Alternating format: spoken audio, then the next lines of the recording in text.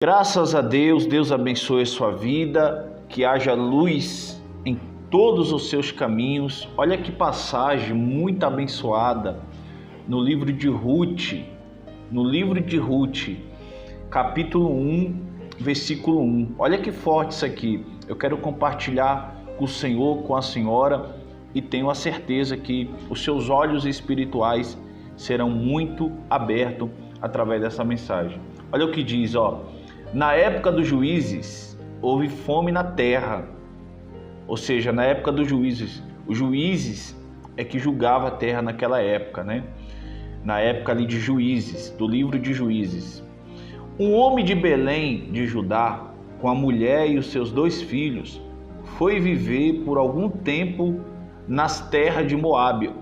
Esse foi o erro deste homem, este foi o erro dessa família, se afastar de Deus, se distanciar da terra a qual Deus ali se manifestava por causa de uma crise, por causa da fome, ou por causa de uma circunstância, por causa de um problema. Ou seja, vou ser bem claro com o Senhor e com a senhora,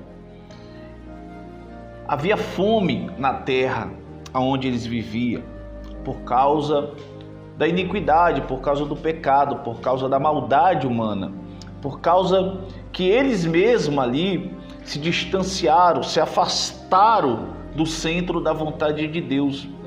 E quando a pessoa ela se afasta do centro da vontade de Deus, há uma consequência, há um preço a ser pago. Há um preço a ser pago. E o preço a ser pago, quando você se afasta de Deus, quando você distancia a sua vida, a sua família do centro da vontade de Deus, o preço a ser pago é muito alto. É muito alto. E pensa aqui comigo, será que vale a pena se afastar de Deus? Será que vale a pena se distanciar dos caminhos do Senhor? Será que outros caminhos são melhores do que os caminhos de Deus? Será que viver distante do reino dos céus é melhor? Será que a pessoa optando viver fora da presença de Deus tem sido melhor para ela? Tem sido melhor para ele?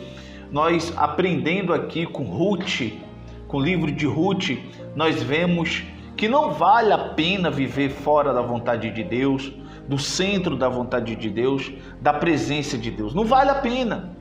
Não vale a pena.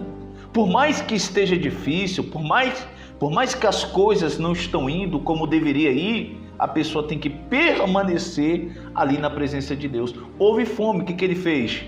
Vou sair da presença de Deus. Um exemplo, uma crise no casamento.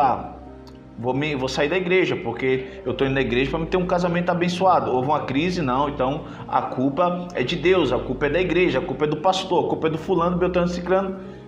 Mas é uma crise, é um momento, é um deserto que devemos passar na presença de Deus. Não tem aquela passagem em Salmos que diz: o choro pode durar uma noite, mas a alegria ela vem pela manhã? É assim na presença de Deus. É dessa maneira que funciona na presença de Deus. As lutas vêm, as batalhas vêm. É como Jesus, quando ele convida os discípulos a atravessar para o outro lado da margem. E Jesus, claro, sabendo que haveria ali uma tempestade. E mesmo assim, Jesus convida os discípulos para passar para o outro lado da margem, sabendo ele que haveria uma tempestade. É onde Jesus quer provar como as pessoas vão lidar com as tempestades, conhecendo o seu poder, a sua autoridade, a sua autonomia, o seu controle sobre tudo e sobre todas as coisas. Como as pessoas vão lidar com essa situação, como as pessoas vão lidar com esse momento de deserto, com esse momento difícil, com esse momento de tempestade. Então Jesus permite a tempestade, Jesus permite as coisas difíceis acontecer na nossa vida para saber como vamos lidar com essa situação, de que maneira, de que forma, como discípulo. Quando a tempestade veio, os discípulos se desesperaram. Desceram ali e foram falar com Jesus. O Senhor não está preocupado com a nossa vida? Estamos aqui prestes a morrer e o Senhor aí dormindo? Então Jesus se levanta, repreende o vento, a tempestade e olha para eles e diz: homens de pequena fé. Homens de pequena fé. Ou seja, Jesus queria saber como eles iam lidar com aquela situação, diante daquela tempestade. E você? Como você tem lidado com as tempestades, com os problemas, com as crises, com as dificuldades, com os desertos? Acreditando que é só uma fase, que isso vai passar, que Deus está no controle, que Ele vai mudar essa situação? Olha, meu querido, minha querida, eu te garanto que por mais que seja difícil, não vale a pena sair dos caminhos do Senhor, não vale a pena abandoná-lo, não vale a pena retroceder, não vale a pena olhar para trás. É como a palavra de Deus diz: a pessoa que se afasta da presença de Deus, ela está retornando para o vômito de um dia qual ela vomitou, colocou para fora da vida dela. Não vale a pena. Permaneça, continue firme. Olha aqui as consequências. Ele vai para uma terra chamada Moabe. Nessa terra ele morre, Elimeleque, ele morre. Ali também morrem os seus 2 filhos. E a mãe fica como desamparada. Ela fica sozinha. E lá os filhos, deles casaram com moabitas, Tanto é que um é Ruth, que, poxa, tem uma história também tremenda sobre ela, muito forte, a história de Ruth, que deixamos para a próxima.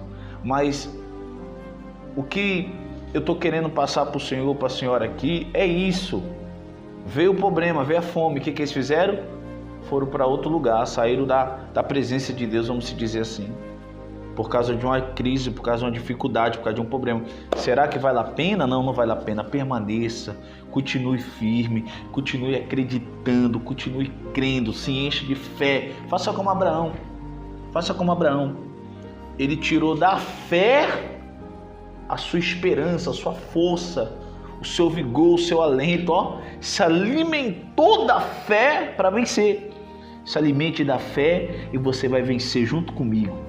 Você vai vencer em nome do Senhor Jesus Cristo. Acredite nisso, toma posse e seja abençoados em nome de Jesus.